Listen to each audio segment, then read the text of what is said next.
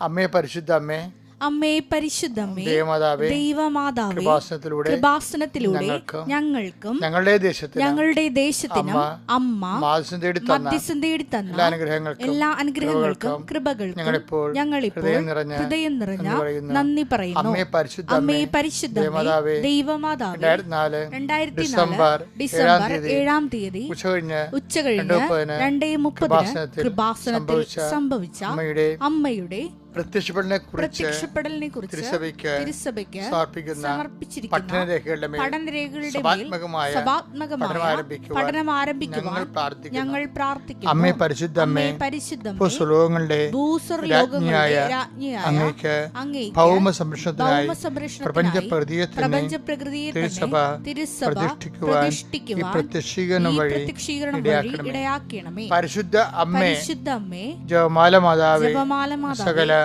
കൃപാസനം പ്രാർത്ഥനയോടും ചേർത്ത് ഞങ്ങളിപ്പോൾ പ്രാർത്ഥിക്കുന്ന ഈ കുടുംബത്തിന്റെ പ്രത്യേക നിയോഗം മക്കളെ.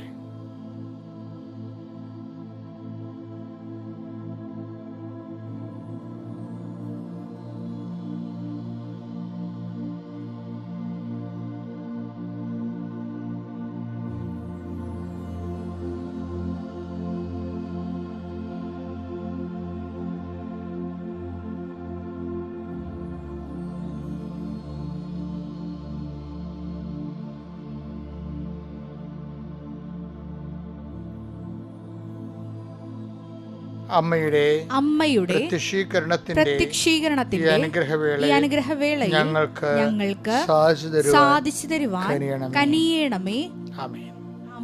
വിശ്വാസ പ്രമാണം. സർവശക്തനായ പിതാവും ആകാശത്തിന്റെയും ഭൂമിയുടെയും സൃഷ്ടാവുമായ ദൈവത്തിൽ ഞാൻ വിശ്വസിക്കുന്നു. അവിടുത്തെ ഏകപുത്രനും ഞങ്ങളുടെ കർത്താവുമായ ഈശോ മിശിഹായിലും ഞാൻ വിശ്വസിക്കുന്നു. ഈ പുത്രൻ പരിശുദ്ധാത്മാവിനാൽ ഗർഭസ്ഥനായി കന്യകാമറിയത്തിൽ നിന്ന് പിറന്ന് പൊന്തിയോസ് പീലാത്തോസിന്റെ കാലത്ത് പീഡകൾ സഹിച്ച് കുരിശിൽ തറയ്ക്കപ്പെട്ട് മരിച്ച് അടക്കപ്പെട്ട് പാതാളങ്ങളിൽ ഇറങ്ങി മരിച്ചവരുടെ ഇടയിൽ നിന്ന് 3-ാം നാൾ ഉയർത്ത് സ്വർഗത്തിലേക്ക് എഴുന്നള്ളി സർവശക്തിയുള്ള പിതാവായ ദൈവത്തിന്റെ വലതുഭാഗത്തിരിക്കുന്നു. അവിടെ നിന്ന് ജീവിക്കുന്നവരെയും മരിച്ചവരെയും വിധിക്കുവാൻ വരുമെന്നും ഞാൻ വിശ്വസിക്കുന്നു. പരിശുദ്ധാത്മാവിലും ഞാൻ വിശ്വസിക്കുന്നു. വിശുദ്ധ കത്തോലിക്കാ സഭയിലും പുണ്യവാന്മാരുടെ ഐക്യത്തിലും പാപങ്ങളുടെ മോചനത്തിലും ശരീരത്തിന്റെ ഉയർപ്പിലും നിത്യമായ ജീവിതത്തിലും ഞാൻ വിശ്വസിക്കുന്നു. ആമേൻ. സ്വർഗ്ഗസ്ഥനായ ഞങ്ങളുടെ പിതാവേ, അങ്ങയുടെ നാമം പൂജിതമാകണമേ. അങ്ങയുടെ രാജ്യം വരണമേ. അങ്ങയുടെ തിരുമനസ് സ്വർഗത്തിലെ പോലെ ഭൂമിയിലും ആകണമേ. അന്നു വേണ്ടുന്ന ആഹാരം ഇന്ന് ഞങ്ങൾക്ക് തരണമേ. ഞങ്ങളോട് തെറ്റ് ചെയ്യുന്നവരോട് ഞങ്ങൾ ക്ഷമിക്കുന്നത് പോലെ ഞങ്ങളുടെ തെറ്റുകൾ ഞങ്ങളോടും ക്ഷമിക്കണമേ. ഞങ്ങളെ പ്രലോഭനത്തിൽ ഉൾപ്പെടുത്തരുതേ, തിന്മയിൽ ഞങ്ങൾ രക്ഷിക്കണമേ. ആമേൻ. നന്മ നിറഞ്ഞ മറിയമേ, സ്വസ്തി. കർത്താവ് അങ്ങയുടെ കൂടെ സ്ത്രീകളിൽ അങ്ങ് അനുഗ്രഹിക്കപ്പെട്ടവളാകുന്നു. അങ്ങയുടെ ഉദരത്തിൻ ഫലമായി ഈശോ അനുഗ്രഹിക്കപ്പെട്ടവനാകുന്നു. പരിശുദ്ധ മറിയമേ, തമ്പുരാന്റെ അമ്മേ, പാപികളായ ഞങ്ങൾക്ക് വേണ്ടി ഇപ്പോഴും ഞങ്ങളുടെ മരണസമയത്തും തമ്പുരാനോട് അപേക്ഷിക്കണമേ. ആമേൻ. കർത്താവിന്റെ ഉന്നതമായ നാമത്തിന് സ്വസ്ഥം ചെയ്യുന്നു. കർത്താവിന്റെ വിശുദ്ധ പൗരോഹിത്യത്തെ മഹത്വപ്പെടുത്തണമേ. കർത്താവെ, സഭയിലുള്ള സാന്നിധ്യം പ്രകടമാക്കണമേ. 39 വർഷം ഞാൻ അർപ്പിച്ച കൃപാനയുടെ യോഗ്യതയാൽ കൃപാസന അൾത്താറെ ജീവനോടെ പ്രത്യക്ഷപ്പെട്ട പരിശുദ്ധ അമ്മയുടെ മാധ്യസ്ഥത്തിലെ ഞാൻ മക്കളെ ഈശ്വരനാമത്തെ ആശീർവദിക്കുന്നു. കർത്താവ്, കുടുംബത്തിന്റെ ഇന്നത്തെ കഴിച്ചിലിന് ആവശ്യമായ ദൈവ അനുഗ്രഹം ഈ പ്രാർത്ഥന വഴി ഈ കുടുംബത്തിന് അങ്ങ് നൽകണമെന്ന് പ്രാർത്ഥിക്കുന്നു. ഈ കുടുംബം ഇന്ന് കർത്താവെ, ഈ വ്യക്തി ആരാണോ ഇപ്പോഴേ എവിടെ വെച്ചാണോ ഈ പ്രാർത്ഥന കൂടുന്നത്, ആ വ്യക്തി, ആ ദൈവത്തിന്റെ മകള്, ദൈവത്തിന്റെ മകൻ, ഈ ദൈവത്തിന്റെ ഭവനം ഇന്ന് അനുഭവിക്കുന്ന പ്രത്യേക പ്രയാസം, ഇന്ന് ഭയപ്പെടുന്ന പ്രത്യേകമായ ഒരു വിഷയം, ആ വിഷയത്തിന് ദൈവികമായ തീരുമാനം ഉണ്ടാകാൻ 39 വർഷം ഞാൻ അർപ്പിച്ച കുർബാന ഇപ്പോഴും ആ മക്കൾക്ക് ജീവിത പ്രശ്ന പരിഹാരത്തിനായി ഈശോനാമത്തിൽ കാഴ്ചവെക്കുന്നു. കഥ ഈ പ്രഭാതത്തിൽ ഞങ്ങൾ വിളിച്ചെഴുന്നേൽപ്പിച്ചവർ അങ്ങയുടെ തിരുസന്നിധി നിൽക്കുവാൻ ഇടയാക്കി നന്ദി പറയുന്നു. കുറെ വിഷയങ്ങൾ ചെയ്തു തീർക്കാനുള്ള ഒത്തിരിയേറെ മനുഷ്യരുണ്ട് ഈശോയെ. പല കാര്യങ്ങൾ പല ഇടങ്ങളിൽ പോയി ചെയ്യേണ്ടതുണ്ട്, ഉത്തരവാദിത്വം നിർവഹിക്കേണ്ടതുണ്ട്. ചിലരെ കുർബാനയും കഴിഞ്ഞ പിന്നെ യാത്രയാണ്. ചിലർക്ക് നോൻപ് കാലത്ത് പ്രാർത്ഥിക്കാൻ പോലും സമയമില്ലാത്ത വിധത്തിൽ അവർ കെട്ടപ്പെട്ടിരിക്കുകയാണ്. അങ്ങനെയുള്ളവർക്കെല്ലാം ഒരു അവകാശം കൊടുക്കണമേ. നോൻപുകാലത്തിൻ്റെ ചൈതന്യം അനുസരിച്ചുകൊണ്ട് വചനം വായിക്കുവാനും വചനങ്ങൾ കേൾക്കുവാനും അതനുസരിച്ച് ജീവിത വിശുദ്ധി പാലിക്കുവാനും ദൈവത്തിന് പക്ഷം ചേർക്കുവാനും കൂടെ നിർത്തുവാനും കർത്താവെ, നഷ്ടപ്പെട്ടു പോയ ആധ്യാത്മിക അനുഗ്രഹങ്ങളും നഷ്ടപ്പെട്ടു പോയ ദൈവത്തിൻ്റെ ചൈതന്യങ്ങൾ തിരികെ ആർജിക്കുവാൻ അവരുടെ മക്കളെ അനുഗ്രഹിക്കണമെന്ന് പ്രാർത്ഥിക്കുന്നു. പഠിക്കുന്ന കുഞ്ഞുങ്ങളെ പ്രത്യേകം ശ്രദ്ധിച്ച് പ്രാർത്ഥിക്കുന്നു. അവരുടെ പഠന വിഷയങ്ങൾ സെലക്റ്റീവ് ആകണമെന്ന് പ്രാർത്ഥിക്കുന്നു.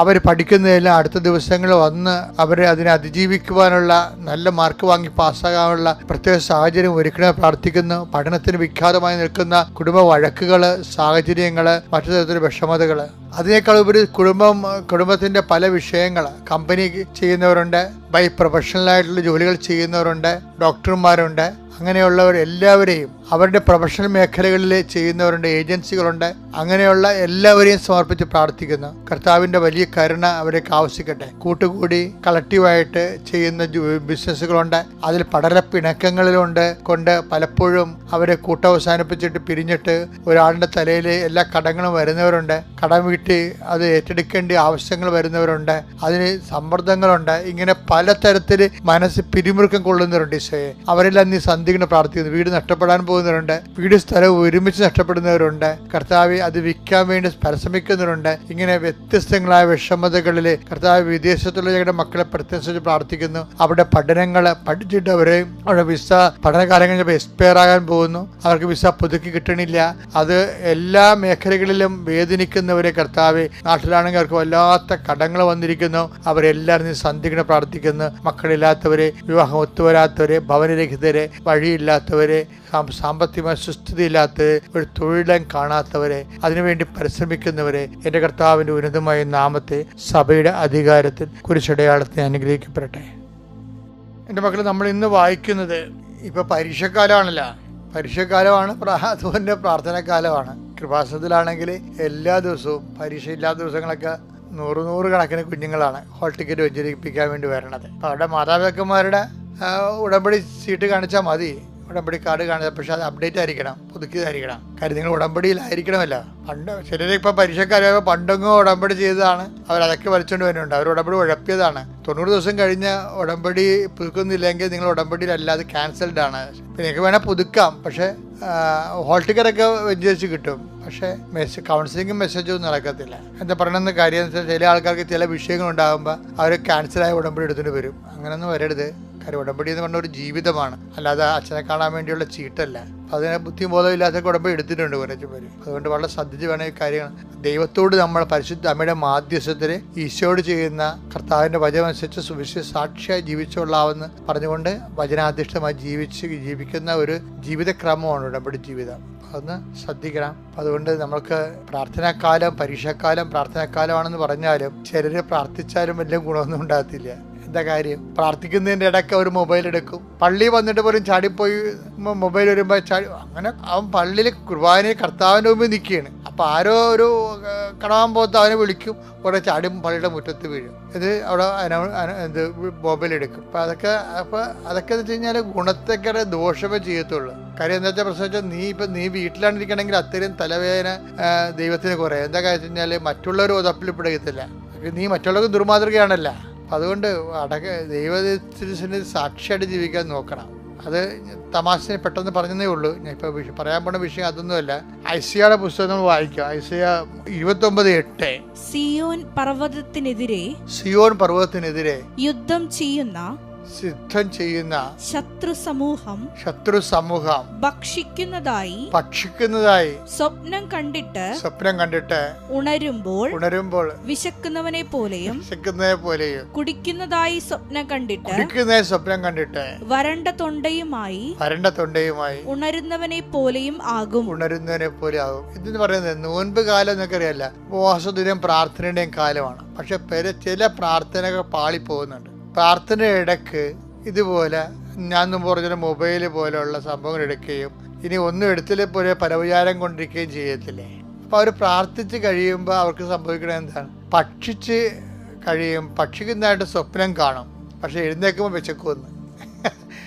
അതിന് ചില പിള്ളേർക്കുണ്ട്. പഠിക്കുന്നതിൻ്റെ ഇടയ്ക്ക് അവർ റീല് കാണും. പരീക്ഷയ്ക്ക് പഠിക്കണേ, പേര് കോമഡി കണ്ട് ഇളിച്ചോണ്ടിരിക്കും, പിന്നെയും പഠിക്കും. 1 മണിക്കൂർ കഴിഞ്ഞ് പഠിച്ചു നോക്കുമ്പോൾ ഒന്നും ഓർക്കത്തില്ല. അതാണ് ഈ പറയണത്. എന്താണ് അവർ രണ്ടാമത് പറയുന്നത്? എന്താ പറയണത്?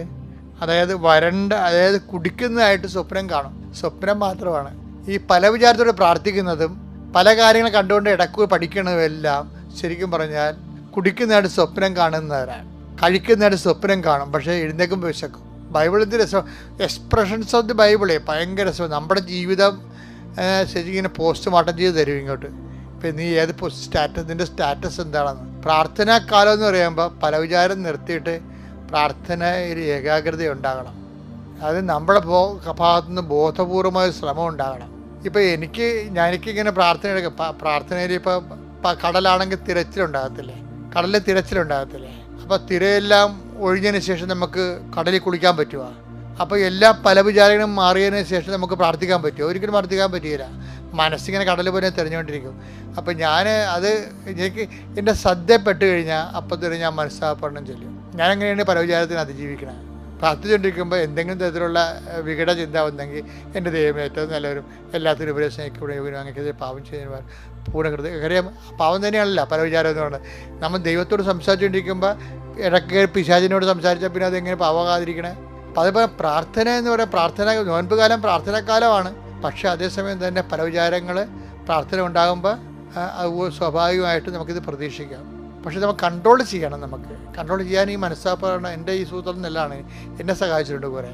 കാരണം പല വിചാരം ഇല്ലാതെ ഒരിക്കലും നമുക്ക് പ്രാർത്ഥിക്കാൻ പറ്റത്തില്ല. പല വിചാരം ഇല്ലാതെ ഇരിക്കുമ്പോൾ തന്നെ ഇരിക്കണത് തന്നെ നമ്മൾ ആ 0 പോയിന്റിലേക്ക് ഏതെങ്കിലും സംഭവങ്ങൾ കയറി വരും. അപ്പോൾ അതുകൊണ്ട് നിങ്ങൾ വിഷമിക്കേണ്ട. പക്ഷേ നമുക്കൊരു ബോധം ഉണ്ടാകണം, അവയർനെസ് ഉണ്ടാകണം ഈ വിഷയത്തെക്കുറിച്ച്. പിന്നെ ദൈവത്തിൻ്റെ സഹായത്തിനായിട്ട് നമ്മൾ പ്രാർത്ഥിക്കും. ജവമാനിലൊക്കെ അങ്ങനെ പല വിചാരം കൊണ്ടായിരിക്കാൻ നമ്മൾ ദൈവത്തോട് പ്രാർത്ഥിക്കുന്ന ഒരു ഭാഗമുണ്ട്. ഞാൻ എന്താ പറയണമെന്ന് വെച്ച് കഴിഞ്ഞാൽ പഠനമായാലും പ്രാർത്ഥനയായാലും ഇത് പഠനത്തിനിടക്കും പ്രാർത്ഥനയിടക്കും വേറെ ചില കാര്യങ്ങളൊക്കെ ബിസിനസ്സൊക്കെ വന്നു കഴിഞ്ഞാൽ സ്റ്റോക്സുകൾ, കോമഡികൾ, റീലുകൾ, വേറെ കണ്ടൻറ്റുകൾ, ആവശ്യമില്ലാത്ത പാട്ടിൽ പോയി തലയിടുക. ഞാൻ ഇവിടെ പഠിക്കുന്ന പിള്ളേരോട് എവിടെ വരുമ്പോൾ പറയും വീട്ടിൽ മമ്മിയും പപ്പയൊക്കെ കിടന്നിട്ട് ബഹളമൊക്കെ ഉണ്ടാക്കും. നിങ്ങൾ എൻ്റെ അടുത്ത് പോയി തലയിട്ട് കൊടുക്കരുത്, നിങ്ങൾക്ക് പരീക്ഷക്കാലമാണ്, മര്യാദക്കിരുന്ന് പഠിക്കുക. അതാണ് പറയണത്. അങ്ങനെ പല വിചാരത്തിൽ പഠിക്കുകയാണെങ്കിലും പല കാര്യങ്ങൾ ഇടപെട്ടുകൊണ്ട് പ്രാർത്ഥിക്കുകയാണെങ്കിലും ഒക്കെ സംഭവിക്കണമെന്ന് വെച്ചാൽ കുടിക്കുന്നതായിട്ട് സ്വപ്നം കാണും. എഴുന്നേൽക്കുമ്പോൾ തലയിലൊന്നും ഉണ്ടാകത്തില്ല. വരണ്ട തൊണ്ടയുമായിട്ട് എഴുന്നേക്കുന്നു. പക്ഷിക്കുന്നതായിട്ട് സ്വപ്നം കാണും, പക്ഷേ എഴുന്നേൽക്കുമ്പോൾ വിശന്ന വയറോട്ട് എഴുന്നേൽക്കും. അത് നോൻപ് കാലത്തെ പ്രാർത്ഥന എല്ലാം അത് കറക്റ്റ് ദൈവചൈതന്യത്തോട് തന്നെ പ്രാർത്ഥിക്കാൻ വേണ്ടിയാണ് ഞാനിത് പറയണത്. കാര്യം ഇതൊക്കെ അച്ഛൻ പറയണ മക്കൾ കേട്ട് ഇപ്പം ഞാൻ പറഞ്ഞില്ലേ പല വിചാരം കൂടാതെ ഇരിക്കുക. ഈ മനസ്സാപ്പറിനെ എപ്പോഴും പഠിച്ചു വെക്കണം. കൃപാസനത്തിൻ്റെ പ്രാർത്ഥനകളിലൊക്കെ മനസ്സാപ്പുറം ഉണ്ടാകും. അത് പഠിച്ചു വെച്ചാൽ നമുക്ക് എല്ലാവർക്കും കാത്തലിക്സിന് എല്ലാം അറിയാം ഈ പ്രാർത്ഥന. മറ്റുള്ളവർ ശ്രദ്ധിക്കണം. അതിൽ ഒരു വരിയെങ്കിലും വായിച്ച്, അതായത് എന്തെങ്കിലും തരത്തിലുള്ള പല വിചാരം ഉണ്ടാകണമെങ്കിൽ അത് മാറാൻ വേറെ ഈ മനസ്സാപ്പുറമല്ല വേറെ പ്രാർത്ഥനയുണ്ട്. ഡെലിവറൻസ് പ്രെയർ ഉണ്ട്. അത് ലത്തീൻ കുർബാനയിൽ ഡെലിവറൻസ് പ്രെയർ ഉണ്ട്. അതെടുത്ത് ഞാൻ ജസമത്ത് പ്രാർത്ഥിക്കും. എന്താണ്? എല്ലാ തിന്മകളിൽ നിന്നും മോചിക്കണമേ, ഈ കാലയളവിൽ ഞങ്ങൾക്ക് സമാധാനം നൽകണമേ, പാപത്തിൽ നിന്നും അസ്വസ്ഥകളിൽ നിങ്ങൾ എപ്പോഴും കാരുണ്യപൂർവ്വം കാത്തുകൊള്ളണമേ. അതൊരു പ്രാർത്ഥനയാണ്, ഡെലിവറൻസ് പ്രെയർ ആണത്. അത് ഇതുപോലെ പല വിചാരവും മറ്റു തരത്തിലുള്ള വിഷമതകൾ വരുമ്പോൾ ഉണ്ടാകുന്ന ഒരു സുഹൃത്ത് ഒരു 3 വരിയേ ഉള്ളൂ ഞാൻ പ്രാർത്ഥിച്ചത്. നിങ്ങളത് എടുത്ത് വീണ്ടും എടുത്ത് കേൾക്കുമ്പോഴൊക്കെ മനസ്സിലാവും.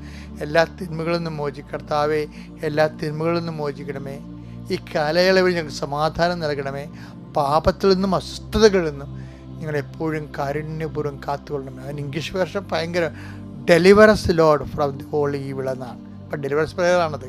അപ്പം അത് അങ്ങനെ വരുമ്പോൾ അതും ഒരു പ്രാലചാരം കൂടുമ്പോൾ അതും ഒരു പ്രാർത്ഥനയ്ക്ക് മാറ്റണം. പഠനത്തിൻ്റെ ഇടയ്ക്കും ഇതുപോലെ പല വിചാരങ്ങളും ഫോണും മറ്റൊരു സംസാരവും ഒക്കെ വരുമ്പോഴും നിങ്ങൾ പഠനം തുടങ്ങണ മുമ്പ് ഈ പ്രാർത്ഥന 4 വരി പ്രാർത്ഥനകൾ ചെല്ലണം. ചെല്ലിട്ട് ഇതെല്ലാം ഫ്രൂട്ട്ഫുള്ളായിട്ട് എടുക്കണം. അപ്പം നിങ്ങൾക്ക് നല്ലൊരു നോൻപ് കാലവും നല്ലൊരു പരീക്ഷക്കാലവും നല്ലൊരു വിജയക്കാലവും ഇതെല്ലാം കഴിയുമ്പോൾ നമ്മൾ ഒരുമിച്ച് ആത്മീയമായിട്ട് വിജയിക്കും, അതുപോലെ വിദ്യാഭ്യാസമായിട്ട് വിജയിക്കും, ജീവിതപരമായിട്ട് വിജയിക്കും. ദൈവം നിങ്ങളെ അനുഗ്രഹിക്കട്ടെ.